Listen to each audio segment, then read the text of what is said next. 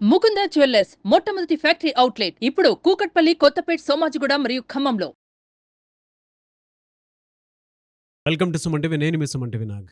కోల్కతా ఇన్సిడెంట్కి సంబంధించి మనం ఎప్పుడూ కూడా మాట్లాడుకునేటప్పుడు దీని వెనక సూత్రధారులు ఉన్నారు, మన కంటికి కనిపించేది పాత్రధారులు మాత్రమే అనుకునేటువంటి విషయం.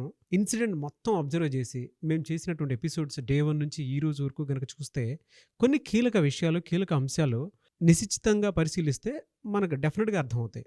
ఓహో, దీని వెనక ఒక పెద్ద లాబీయే ఉంది.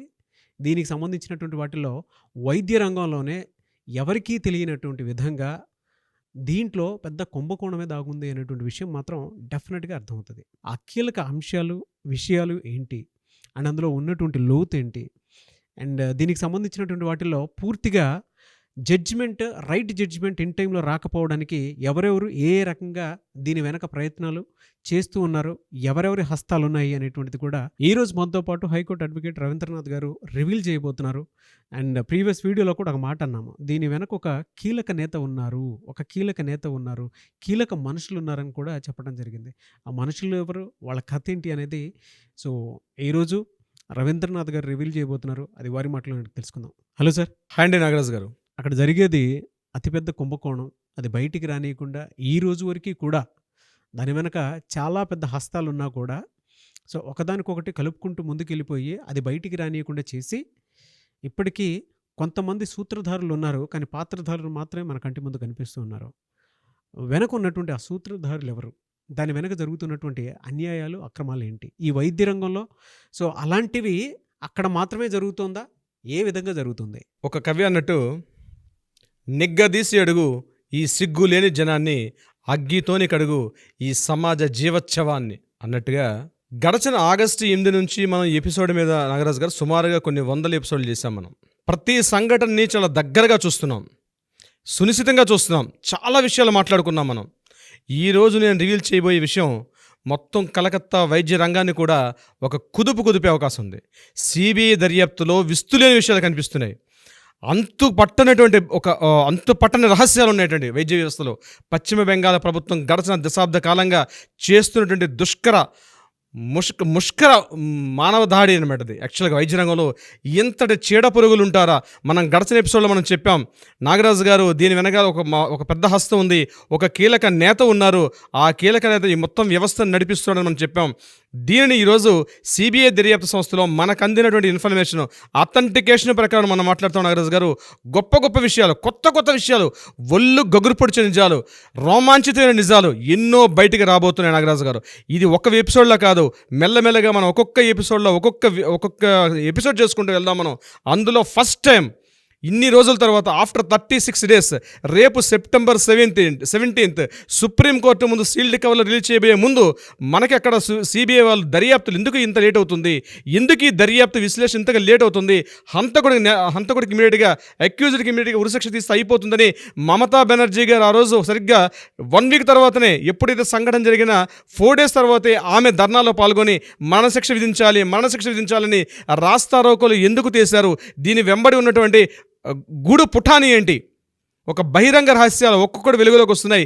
ఈ రోజు నేను ఆఫ్టర్ నుంచి దాని మీద సర్వే చేస్తుంటే దాన్ని విస్తుగొలిపే విషయాలు నేను మీతో పంచుకునే ప్రయత్నం చేస్తాను. నాగరాజు గారు, అందులో ప్రధానంగా వెస్ట్ బెంగాల్ వైద్య వ్యవస్థలో ఒక సీక్రసీ మెయింటైన్ అవుతుంది, ఒక మాఫియా నడుస్తుంది. ఎంటైర్ ఈ మాఫియా ప్రభుత్వ వైద్య రంగంలో ఎక్కడెక్కడ కాలేజీలు ఉన్నాయి, ఎక్కడెక్కడ వైద్య కళాశాలలు, వైద్య సేవలు ఉన్నాయి, హాస్పిటల్స్ ఉన్నాయి, ప్రతి పించ్ హౌస్ వర్కర్ దగ్గర నుంచి మెయిన్ పోస్టుల వరకు రిక్రూట్మెంట్ చేసే విధానం దగ్గర నుంచి ఎంబీబీఎస్ డాక్టర్ల పట్టాలు ఇచ్చేదాకా, పీజీ వాళ్ళకి ఇంటర్న్షిప్ ఇచ్చేదాకా, వాళ్ళు సర్టిఫికేట్స్ ఇచ్చేదాకా ఒక పెద్ద గూడు పుటాన్ని నడుస్తుంది. నాగరాజు గారు దీనికి సంబంధించి ఆ గూడు పుటాన్ని తెలుస్తున్న కొద్దీ, చదువుతున్న కొద్దీ, వింటున్న కొద్దీ ఒళ్ళు రోమాంచితం అవుతుంది, కళ్ళు విస్తుపోయే నిజాలు. ఇదంతటికి కారణం నిన్న ఆగస్టు 8 జరిగినటువంటి దారుణుడిని కూర్చు అభయ దీనికి బలైపోయినటువంటి ఒక ఫస్ట్ వ్యక్తిగా కాకపోవచ్చు, కానీ ఆవిడ కూడా ఒక కీలకమైనటువంటి ఒక వ్యక్తిగా మారిపోయింది. దారుణ మారణకాండలో ఆవిడ ఒక బలిపశువుగా మారిపోయింది. ఈరోజు ఎవరైతే డాక్టర్ అభయ దీనికి బలిపశువు అయిపోయింది, కొంతమంది చేసినటువంటి మాఫియా ఆగడాలకు ఈవిడ బలైపోయింది.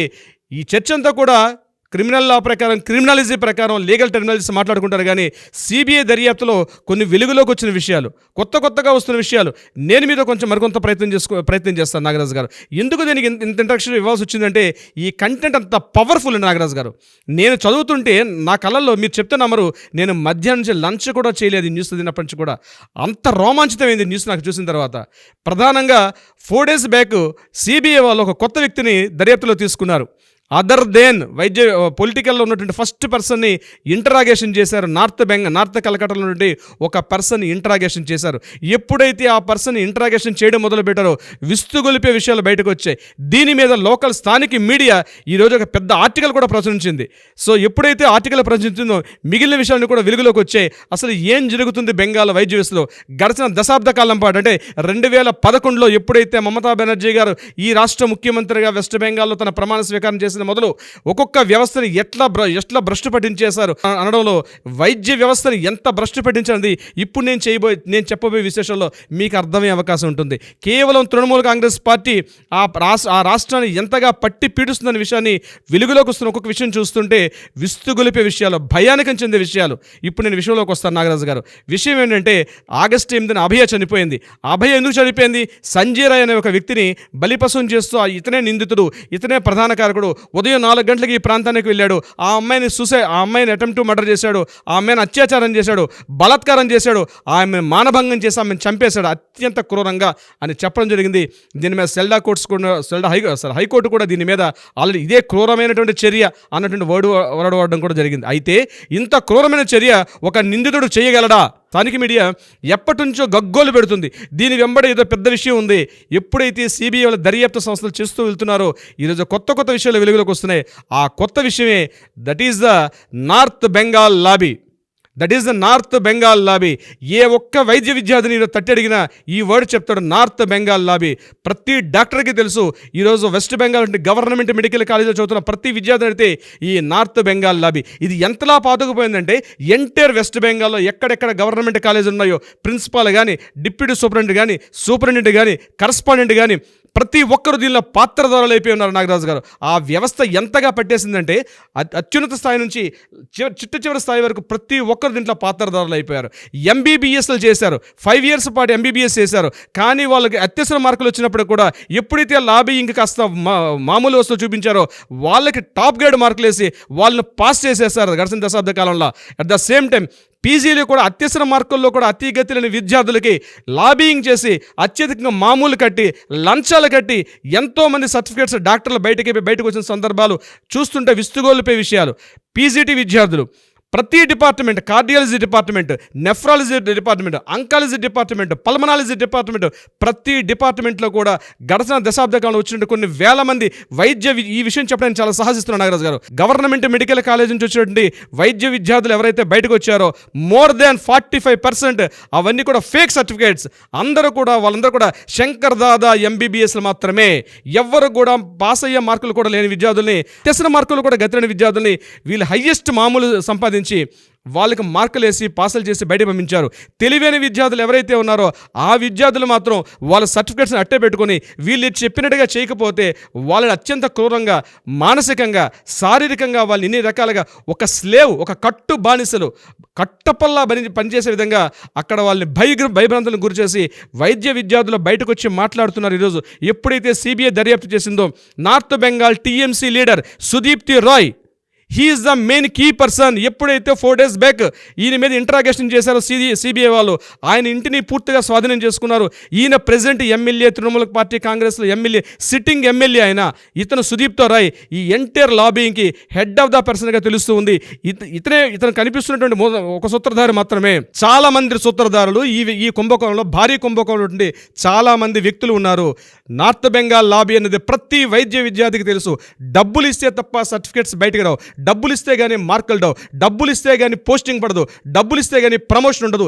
ఇది గడిచిన దశాబ్ద కాలంలో నార్త్ బెంగాల్లో జరుగుతున్నటువంటి, మొత్తం కలకటాలో వెస్ట్ బెంగాల్ జరుగుతుంది పెద్ద అకృత్యం.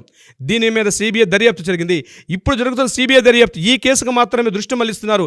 ఇది మమతా బెనర్జీ యొక్క తన పునాదులు, తన సీటు కూకట వల్ల కదిలే స్థాయి వచ్చింది. అందుకనే ఈరోజు ఆవిడ రాజీ పడడానికి వచ్చింది. నిరసనకారులకి రాజీ పడడానికి చర్చల కోసం ఈరోజు వెళ్తూ కూడా this is the 5th time, this is my last time అంటూ కూడా 4 సార్లు అతను రావడానికి 3 సార్లు ఎగైన్ మళ్ళీ రాజీవ్ రావడానికి కారణం దీని వెంబడి ఉన్నటువంటి భారీ కుంభకోణం, భారీ కుట్ర నడుస్తుంది. దీని మీద ఇప్పటికైనా సెంట్రల్ గవర్నమెంట్ ఇమీడియట్గా యాక్షన్ తీసుకొని ఆల్రెడీ బయటకు వచ్చిన విద్యార్థులు ఎంతమంది ఉన్నారు, వాళ్ళ సర్టిఫికేట్స్, ఈ మొత్తం వ్యవస్థలో సందీప్ ఘోష్ అనే వ్యక్తి ఒక పావు మాత్రమే. ఇట్లాంటి ప్రిన్సిపాల్ వైద్య వ్యవస్థలో వెస్ట్ బెంగాల్ కలకటా పరిసర ప్రాంతాల్లోనే 48 గవర్నమెంట్ మెడికల్ కాలేజీలు ఉన్నాయి. ప్రతి ఒక్క మెడికల్ కాలేజీ ప్రిన్సిపాల్ని తీసుకొని విచారిస్తే డెఫినెట్గా దీనికి సంబంధించిన ప్రతి కూపీ లాగితే ప్రతి విషయం బయటకు వస్తుంది. ఇది స్టేట్ గవర్నమెంట్ చేసే పని కాదు. ఆరోగ్య శాఖ మంత్రిగా, హోంశాఖ మంత్రిగా పనిచేస్తున్నటువంటి మమతా బెనర్జీ ఇది చెయ్యలేరు. డెఫినెట్గా సెంట్రల్ గవర్నమెంట్ దీని మీద ఇంట్రాగేషన్ చేసి ఎప్పుడైతే ఇన్వాల్వ్మెంట్ అవుతుందో డెఫినెట్గా చాలా విస్తుగలిపి విషయాలు వస్తాయి. నేను ఈ ఎపిసోడ్లో మీకు చెప్తుంది ఒక పేరు మాత్రమే. నెక్స్ట్ ఎపిసోడ్లో మరికొన్ని విస్తుగలిపి విషయాలు మీకు మిమ్మల్ని తెలియపరిచే ప్రయత్నం చేస్తాను. నాగరాజు గారు, చాలా షాకింగ్గా ఉందండి, అసలు మామూలుగా లేదంటే. అందుకే అంటే దేశం మొత్తం ఎప్పుడెప్పుడు జస్టిస్ వస్తుందని చెప్పేసి ఎదురు చూస్తూ ఉన్నారు.